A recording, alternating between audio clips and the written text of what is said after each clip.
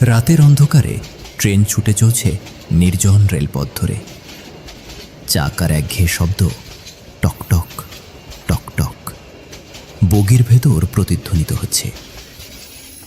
জানলার পাশের সিটে বসে আছে সুধীর। দীর্ঘ যাত্রার ক্লান্তিতে মাথা জানলায় হেলান দিয়ে সে গভীর ঘুমে তলিয়ে গেছে। বগির বেশিরভাগ যাত্রী ঘুমিয়ে।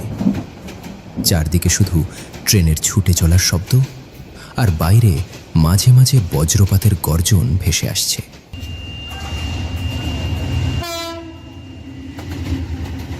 হঠাৎ ট্রেনের তীব্র হর্নের শব্দে তার ঘুম ভেঙে গেল।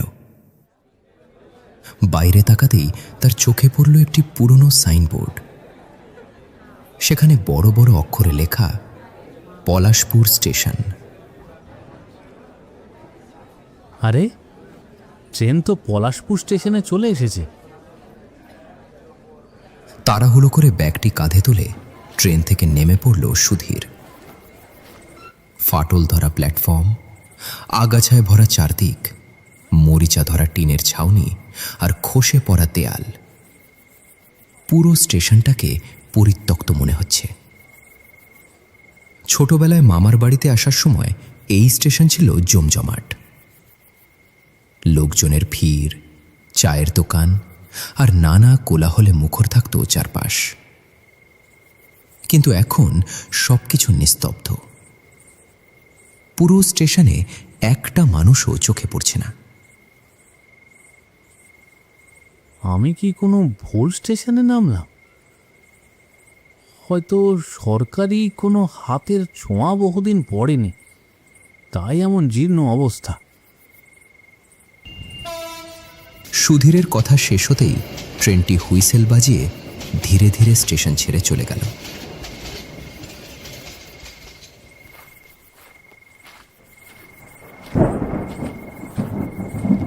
শুকনো মুখে সে স্টেশনের বাইরে বেরিয়ে এলো। কিন্তু বাইরে এসেও তার বিস্ময় কাটল না। ভ্যান রিক্সা তো দূরের কথা, আশেপাশে কোনো মানুষের চিহ্নও নেই। শুধু হালকা বাতাস আর শুকনো পাতার খসখস শব্দ ভেসে আসছে। না, এ পথে আর গাড়ি পাওয়া যাবে বলে তো মনে হচ্ছে না। এখন পায়ে হাঁটা ছাড়া আর কোনো উপায় নেই। অবশেষে সুধীর স্টেশন থেকে বের হওয়া পুরনো কাঁচা রাস্তা ধরে হাঁটতে শুরু করল। রাস্তা জুড়ে বড় বড় গর্ত, আর কোথাও কোথাও আগাছা জন্মে গেছে।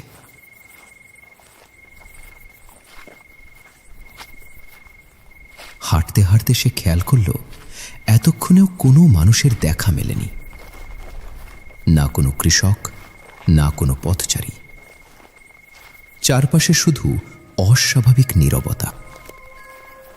ঠিক তখনই সেই নীরবতার মাঝে দূর থেকে ভেসে এলো একটি ক্ষীণ শব্দ।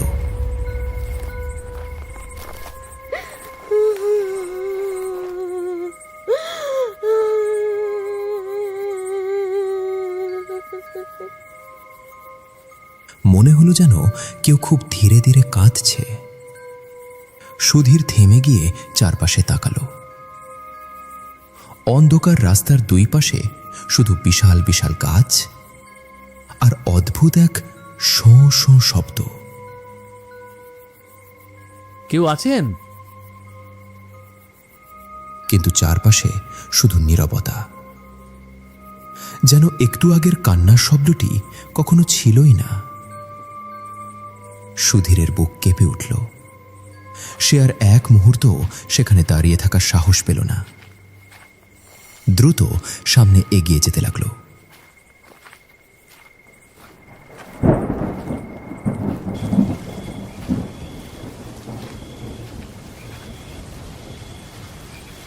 এই রে, এখন কি হবে?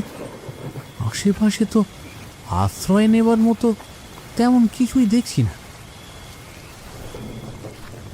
চারপাশে চোখ বুলিয়েও কোনো আশ্রয় খুঁজে পেল না সুধীর। তাই আর কিছু না ভেবে সামনে দৌড়াতে শুরু করল। ঠিক তখনই দূরে একটি আলোর আভা তার চোখে পড়ল। সুধীর থেমে তাকালো। রাস্তার বাঁকের ওপারে একটি চায়ের দোকান। দোকানের সামনে ঝুলন্ত সাইনবোর্ডে স্পষ্ট লেখা হরির চায়ের দোকান। দোকানের ভেতরে একটি কেরোসিনের হারিকেন টিমটিম করে জ্বলছে। আরও আশ্চর্যের বিষয়, দোকানটি লোকজনে ভরা। কেউ চা খাচ্ছে, কেউ গল্প করছে, কেউ হাসাহাসিতে মেতে আছে। এতক্ষণ পুরোটা রাস্তা জুড়ে একটা মানুষও চোখে পড়ল না, আর এখানে যেন ছোটখাটো একটা হাট বসেছে। সুধীর আর অপেক্ষা করল না। বৃষ্টির হাত থেকে বাঁচতে দ্রুত দোকানের দিকে এগিয়ে গেল। দোকানের সামনে পৌঁছাতেই ভেতরে থাকা সবাই বিস্মিত দৃষ্টিতে তার দিকে তাকালো। মুহূর্তের মধ্যে চারপাশে নেমে এলো অস্বস্তিকর নীরবতা। কাকা, এখানে একটু আশ্রয় পাওয়া যাবে কি? আরে বাবা, আসেন আসেন, ভেতরে আসেন। সুধীর স্বস্তির নিঃশ্বাস ফেলল। সে দোকানের ভেতরে ঢুকে এক কোণের বেঞ্চে বসে পড়ল। বাইরে তখনও ঝুম বৃষ্টি পড়ছে। মনে হয় আপনি বাইরের লোক। জি, অনেক বছর পরে মামার বাড়ি যাচ্ছি। নিন বাবা, গরম চা খান। বৃষ্টির মধ্যে বেশ কষ্ট করে আসছেন মনে হচ্ছে। তা আপনার মামার বাড়ি কোন গ্রামে? এই গ্রামে, উত্তরপাড়া। এই গ্রামে উত্তরপাড়া? না, চিনতে তো পারলাম না। ছাড় হবে না হয়তো, আমরা চিনতে পারছি না। অনেক বছর হয়ে এলো আমরা এই গ্রামে নেই। আচ্ছা, হয়েছে হয়েছে, এইসব কথা ছাড় তো তোরা। বেচারা একদম ঠান্ডায় জমে গেছে, হাতের চাটা তো শেষ করতে দিবি। পরিচিত অপরিচিত সকলের মধ্যেই আড্ডা বেশ জমে উঠল। বাইরে তখনও ঝমঝম করে বৃষ্টি পড়ছিল। মাঝে মাঝে বিদ্যুতের ঝলকানিতে দোকানের চারপাশ আলোকিত হয়ে উঠছে। হরি কাকা, একটা ভূতের গল্প শোনাও না গো।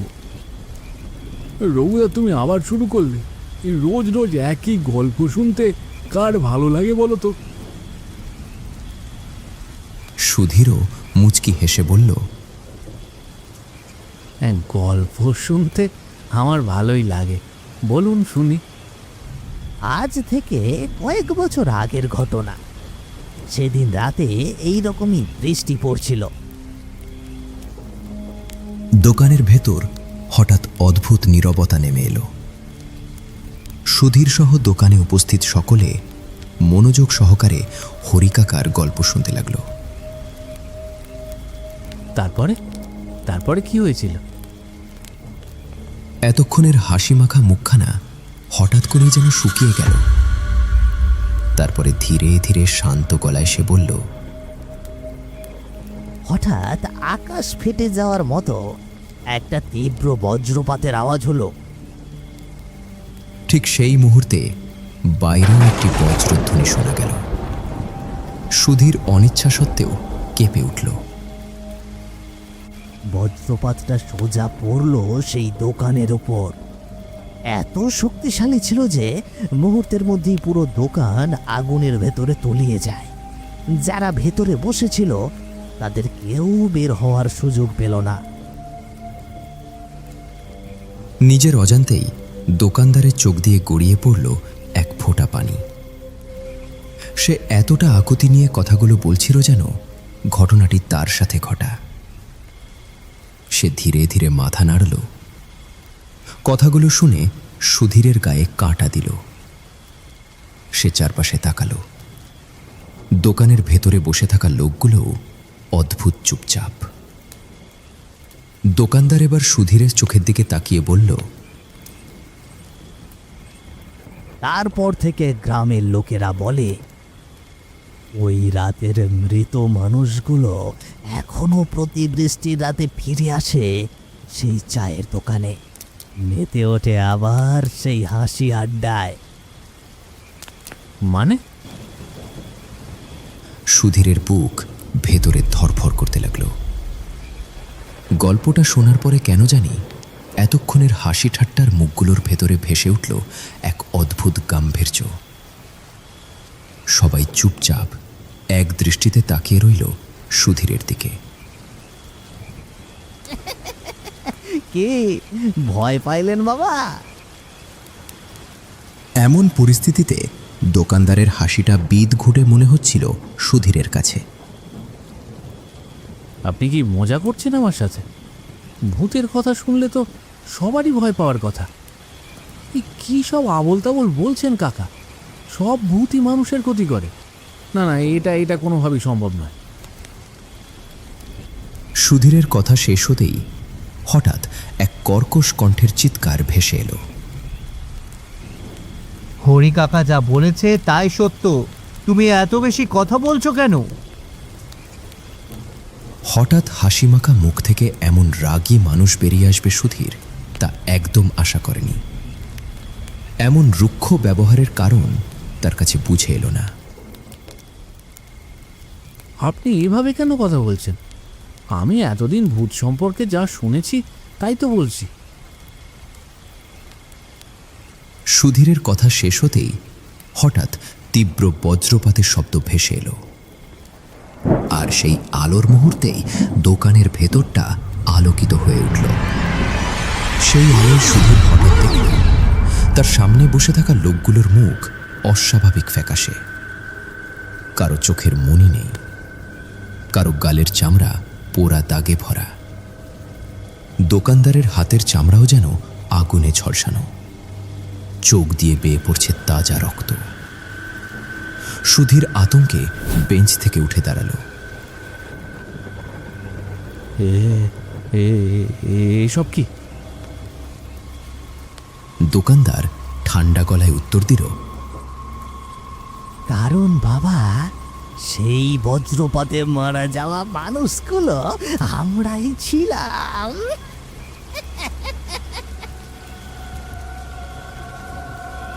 দোকানের সব লোক একসঙ্গে সুধীরের দিকে তাকালো।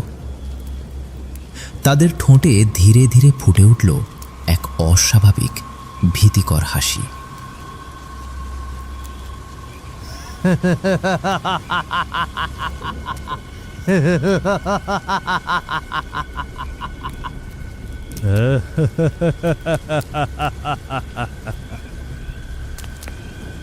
না না না না, আপনারা আপনারা আমার কাছে আসবেন না। আমাকে আমাকে ছেড়ে দিন, আমাকে ছেড়ে দিন। তার কণ্ঠ কাঁপছিল। দোকানের ভেতরে বসে থাকা লোকগুলো একে অপরের দিকে তাকালো।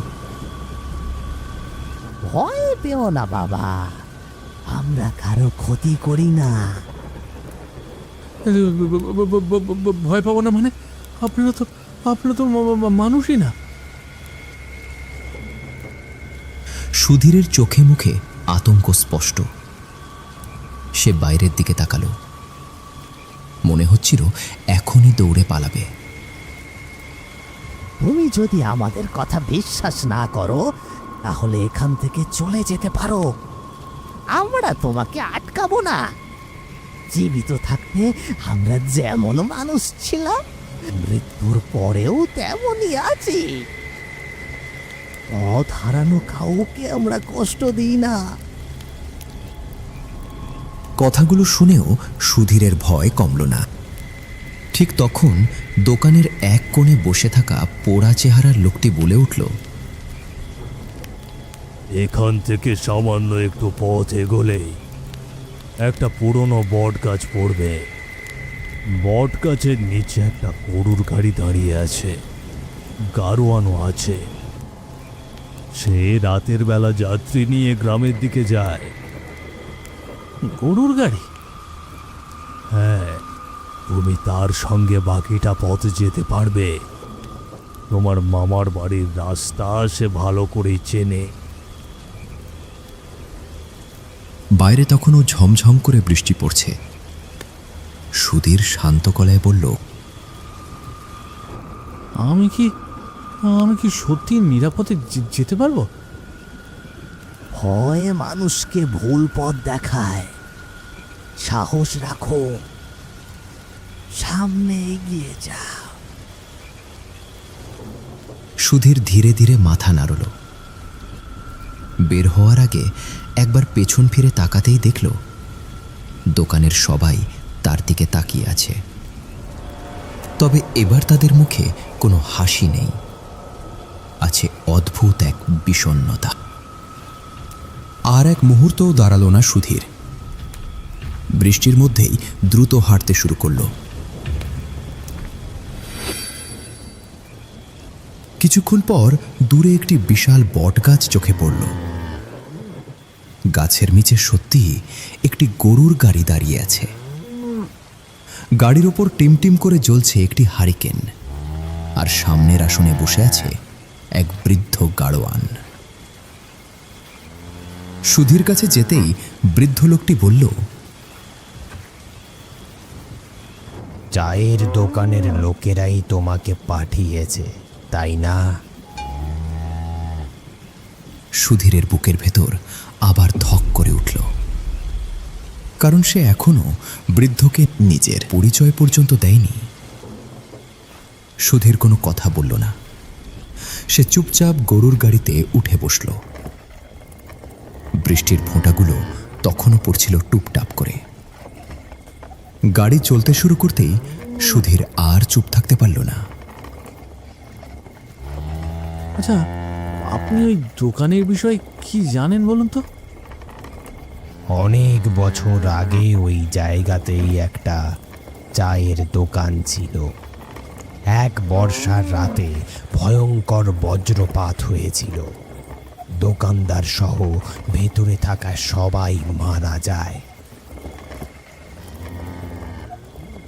তারপর থেকে গ্রামের লোকেরা বলে, প্রতি বর্ষার রাতে তাদের দেখা মেলে। তারা পথ হারা মানুষকে আশ্রয় দেয়, গল্প করে, চা খাওয়ায়, কিন্তু আজ পর্যন্ত কারো কোনো ক্ষতি করেছে বলে তো আমি শুনিনি। সুধীরের শরীর শিউরে উঠল। সে জানলার বাইরে অন্ধকারের দিকে তাকালো। দূরে বিদ্যুতের আলো মাঝে মাঝে আকাশ চিরে যাচ্ছে। গাড়োয়ান এবার জিজ্ঞেস করলেন, কিন্তু আপনি এত রাতে কোথায় যাচ্ছিলেন বাবু? আমি পলাশনগর যাব, আমার মামার বাড়ি সেখানে।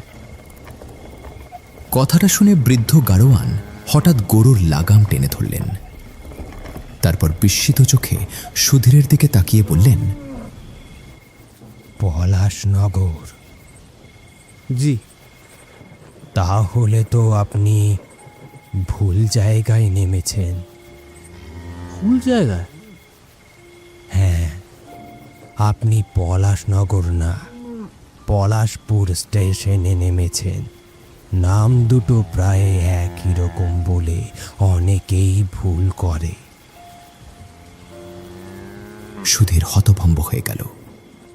সে বুঝতে পারল ঘুম ভেঙেই সে তাড়াহুড়োয় সাইনবোর্ডের লেখাটা হয়তো ভুল দেখে ফেলেছে। এত রাতে আর কোনো ট্রেন পাবেন না।